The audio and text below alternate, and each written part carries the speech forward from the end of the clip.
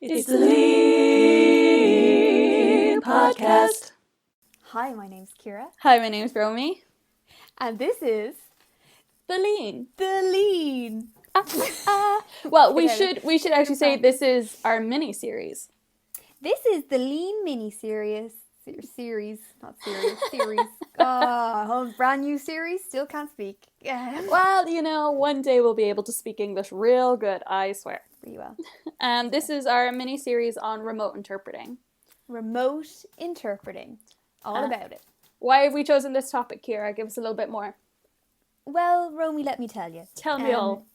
In case you didn't know, we're currently, sad. You know, there's a pandemic. COVID-19 has came and I suppose disrupted all of our lives. And along with that, many an interpreter has now found themselves working remotely. A lot have never worked remotely before. Some have worked remotely and are still, you know, frazzled because it's all very new. So it is quite the hot topic at the minute. It is, so we felt for sure. It deserved not just an episode, a mini-series. A mini-series, which the only reason this was able to come into fruition is actually because we got sponsorship for the first time ever as a podcast. Which is super exciting. Very exciting. And we need to give a big shout out to our sponsors and collaborators, the Sign Language Interpreting Service, SLIS, who are funded by the Citizens Information Board. So a massive shout out and thank you to both of them for this wonderful opportunity to bring you a mini-series. A mini-series. We have so many exciting guests. So many exciting guests. And we're not going to tell you who's going to be on yet because we're going to leave you in suspense. But I guess we should talk a teeny weeny bit about our experiences. Like, you had remote experience before coronavirus hit the world. It's true. I work part-time as a remote interpreter in a remote interpreting service. But we do mostly like VRS interpreting, so a lot of phone relay interpreting calls, that kind of thing. And I thought, you know, Kira, you're in a pretty okay position. You've done some remote interpreting. You know, you can ride this thing out. You'll probably be all right. However, I was wrong because remote interpreting has so many things that I had never had to deal with before. The service I work in, we've got like a structure that we use and, you know, everything we do is kind of fitted into that structure and it's a great service. But there's only so many things we can do. Whereas when you're kind of thrown into remote interpreting, as I'm sure so many people are probably listening to this, have felt that everything that they were doing was then switched completely online. Never would we have expected a lot of the things that were happening online to actually be happening online. Well, suddenly they were. And I think, along with most other interpreters, I don't think I was fully prepared for what was about to come. So I've had a real learning experience.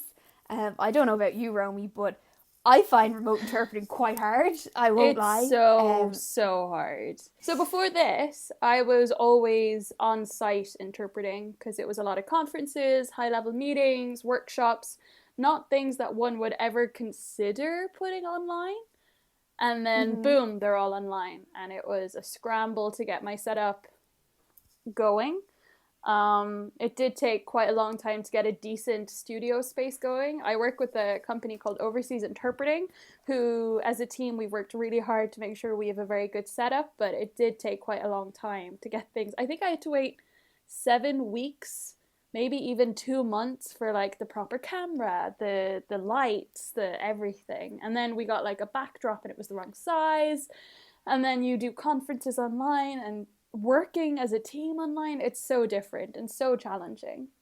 I think it's good that we love learning because all that I've found to be doing in the past couple of months is learning, literally everybody learning together. So we've learned a lot. We've so much more to learn. I'm very excited for the things we're going to be talking about. We're going to be looking at how, like you mentioned, adapting, setting up your studio, you know, how does a corner of your bedroom suddenly become your office?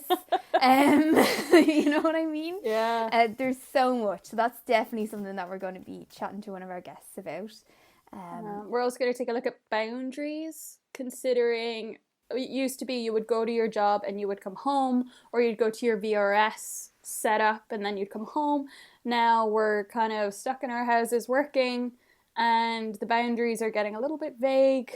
It's really hard to like separate work from personal.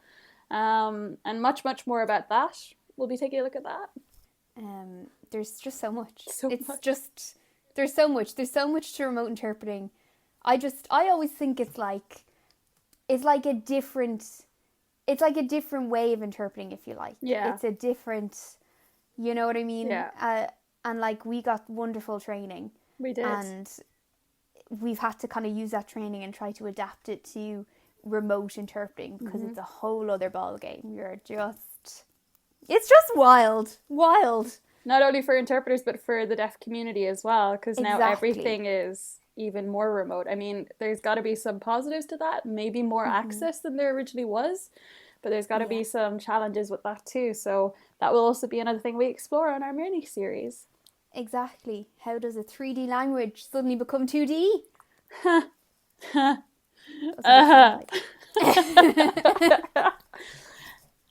And I think that wraps up what our mini-series is going to be about. That's what it's going to be. It's going to be lots of learning, lots of fun. And lots of chats. Our favourite thing to do. Lots of wonderful guests, as per usual. Lots of giggles, I'm sure. Oh, yeah. When have we ever done anything without giggling our way through it? Literally, the only way we get through interpreting is just laughing and smiling and hoping for the best. Yeah, so that's the plan. Thank you again to SLIS, the Sign Language Interpreting Service, and Citizens Information Board, CIB, for funding us to let this happen. It's all very exciting. We're really going places now, Romy. There's no stopping us. But yeah, I hope you all enjoy. As always, we're going to have our English version on all of your favourite podcast platforms, and then our ISL version will be on our YouTube channel, where you can watch, you can listen. And if you'd like to support us even more, we now have a Patreon page, The Lean Podcast. Feel free to subscribe, a monthly subscription for a lot of fun, new content, early episode launches, and much more. Behind the scenes action. Social influencers. What? In the meantime, if you can't wait for the mini-series to start, make sure to follow us on all of our social media platforms. We're Instagram, everywhere. Twitter, at the Lean Podcast _ Facebook, YouTube. I think that's everyone. You can email us, theleanpodcast@gmail.com. If you have any questions about remote interpreting that we probably won't be able to answer, but we'd love to know them. That's why we're doing this. I don't think there's anything left to say, except I've been Kira. And I've been Romy. And this has been The Lean. It's the Lean. Thank you for listening to this week's episode of The Lean Podcast, the mini-series. This has been made possible thanks to the Sign Language Interpreting Service, SLIS, and the Citizens Information Board. Without them, this never would have happened. Please follow us on our social media accounts on Facebook, Twitter, Instagram, at the Lean Podcast _, and know that we now have a Patreon account. So if you have any euros to spare, we would really appreciate them so we can continue doing what we love, talking about interpreting. Thanks for listening. Bye.